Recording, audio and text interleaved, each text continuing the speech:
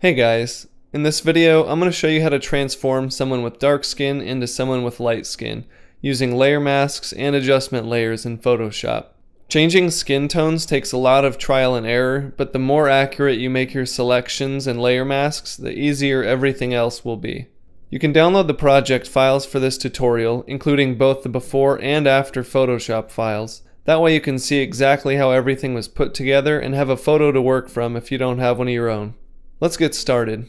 Here we have our source image, and the first thing that you want to do is make a selection on all the skin that you want to change the color of. So go up to the top and click Select, Color Range, and if you've never used the Color Range tool before, it's a really good way to make selections on things that have varying tones and color. So first I'm going to click just somewhere that's kind of a middle tone of the skin, and then I'm going to switch my eyedropper mode to add. That way anything else that I click will get added to my selection. Now you can either click around or you can click and drag and it will just add every color that you go over to your selection, and you can see that happening in the little thumbnail box to the right.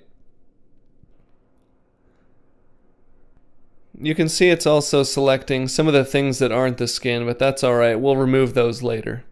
Once you've got a pretty good selection on the skin, click OK.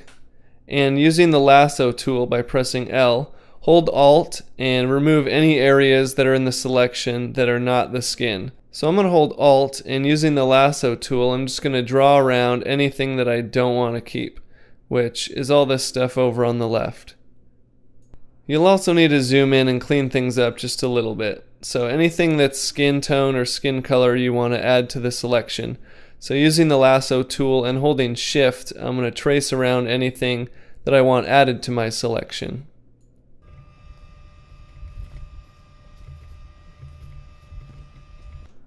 You'll also want to go in and fix things like the eyes, just to make sure that you don't have the eyes selected. So holding Alt again and using the lasso tool, I'm just going to delete some of these selected areas. And this part's pretty tedious, but the more time you spend here, the better your final image is going to look. Alright, so my selection looks pretty good. Now what I want to do is to duplicate this layer by right-clicking and hitting Duplicate Layer. And we're going to name this layer Skin Mask. Now I'm going to right-click on my selection and choose Refine Edge. And I'm going to set the smoothness up to about 5 or so, just to smooth any edges between our selection and the original image. And then I'm going to hit OK. Next I'm going to click the new layer mask icon, and that's going to use the selection that we made to create a layer mask on our new layer. So if I hide this background layer, you can now see our selection is just on all this skin.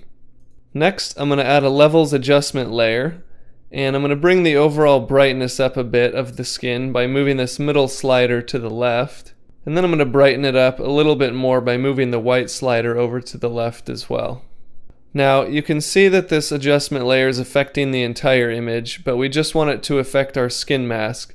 So I'm going to right click that adjustment layer and click Create Clipping Mask, and now that's going to use the layer mask from the layer beneath it and apply the adjustments just to that area. Next, I'm going to add a curves adjustment layer, and with this layer I'm going to bring down the highlights just a little bit so they're not quite as blown out. That looks pretty good. And I'm also going to add a clipping mask to the curves adjustment layer as well, so it only affects the skin. Next, I'm going to do the same thing basically, but with the hue and saturation adjustment layer, and I'm going to take the saturation down just a little bit and create a clipping mask on that layer as well. Now, a lot of times it's easier to adjust the contrast of skin when you're working in grayscale. So what I'm going to do is create a black and white adjustment layer. And I'm going to adjust the red and yellow sliders because that's where most of the skin tones fall, to brighten our skin up a bit. And then I'm going to use that to brighten our overall image.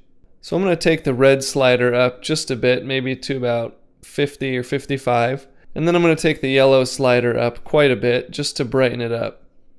Again, I'm going to give that adjustment layer a clipping mask, and that looks kind of freaky, but you'll see what I'm going to do next, and that is change the blend mode of our black and white layer to luminosity, and that will use the black and white layer information to set the brightness on the layers beneath it. And then I'm just going to take the opacity down a bit, maybe to 30 or 35. And that kind of smooths out the tone between the skin and brightens it up a bit. Now the skin's looking just a little bit green, so I'm going to create one more adjustment layer, and it's going to be color balance. And I'm going to increase the red just a little bit, and same with the magenta, just to take some of the green out. And again, I'm going to give that adjustment layer a clipping mask as well. So already you can see the huge difference between the before and the after. Now I'm going to create a group, and I'm going to name that Skin. And I'm going to move all of these layers into that group and collapse it just so it's out of the way. Now one thing I notice is that the lips don't look very good. They're kind of gray and don't have a lot of color. So I'm going to create a hue and saturation adjustment layer. And I'm going to change the hue just a little bit to make it a little more red and increase the saturation. And then with my layer mask, I'm going to press Ctrl-I to invert it. And then using white, I'm just going to paint on just the lips to make that red show through.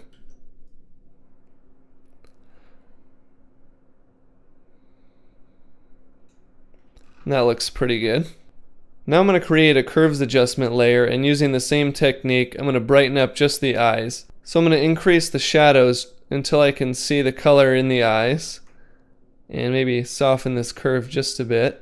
And then again, I'm going to invert this layer mask by pressing Ctrl-I, and using a white brush, I'm just going to paint only on the irises.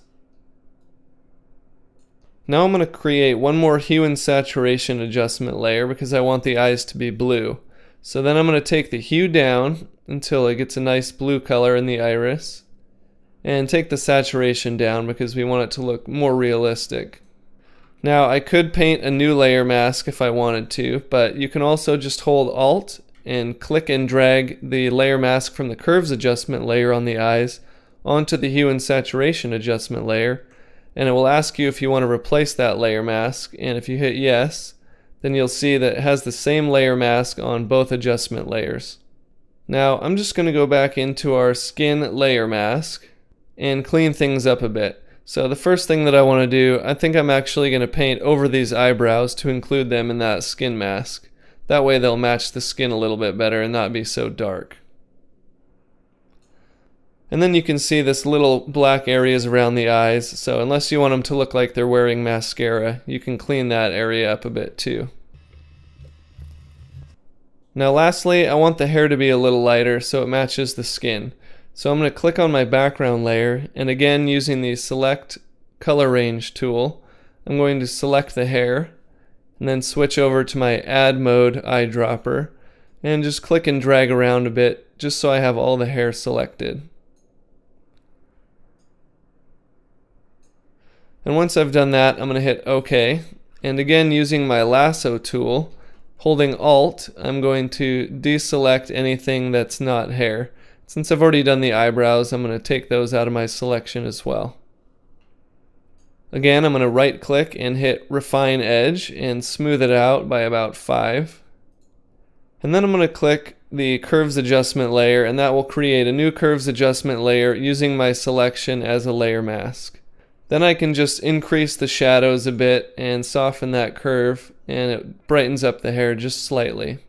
And that's pretty much it.